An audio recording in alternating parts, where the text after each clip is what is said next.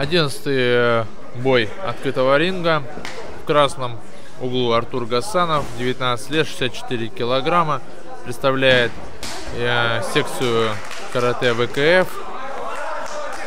Спорткомплекс «Буревестник». В синем углу Александр Полуянов, 18 лет, спортсмен, вес 65 килограмм. Представляет тайский бокс. Спорткомплекс «Буревестник». Ребята встречаются впервые. Вот, мы видим, что в принципе бой начался динамично. Оба работают налегке, то есть двигаются на носочках, не стоят в более тайской манере, а именно такая специфика карате и кикбоксинга на носочках, перемещаются легко. Так, вес ребят и возраст в принципе одинаковый, так что преимуществ нет никого. Преимуществ, да, таких нету, но как я знаю, что Артур Гасанов занимается довольно давно и уже довольно такой опытный боец. Но Александр Полуянов, он у нас участвовал уже, если я не ошибаюсь, в открытом ринге.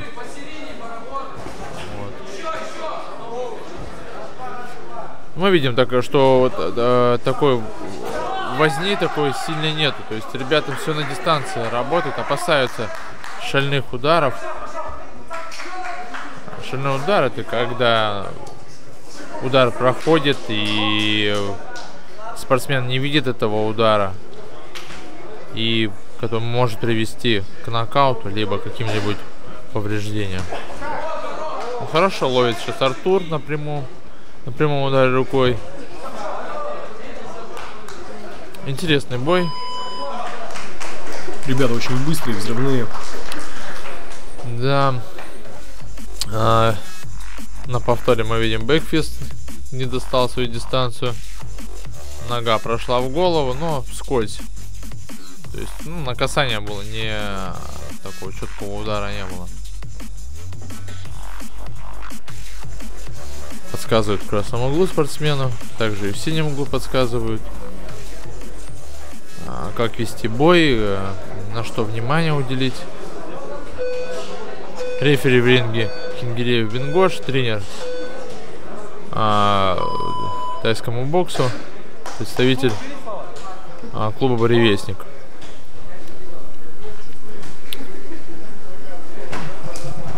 Мы видим, что активно работает спортсмен красного угла и наносит удары по ногам, наносит удары в голову, но на дистанции, то есть раздергивает, не дает себе попасть. Ему подсказывают не суетиться. Он понимает, что он хорошо работает на дистанции, и в принципе ему так и нужно работать. Делает замечания за толчки плечами, то есть плечами и локтями работа запрещена. Размен руками идет. Хорошо уклоняется спортсмен с красного угла. Выполняет удар с разворота, но не достает цели.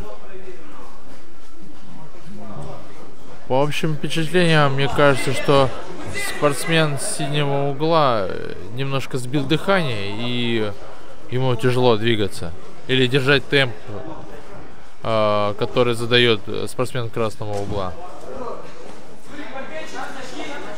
Сейчас, видите, они работают на один удар. То есть, в принципе, на дистанции 1-2 удара и уходит в сторону. Бойцу синего угла нужно более активно работать, потому что преимущество все-таки уходит в сторону красного. Вот 3-4 удара и на дистанцию мы видим. Ушел спортсмен красного угла. Очень хорошо. Быстрый. Очень быстрый.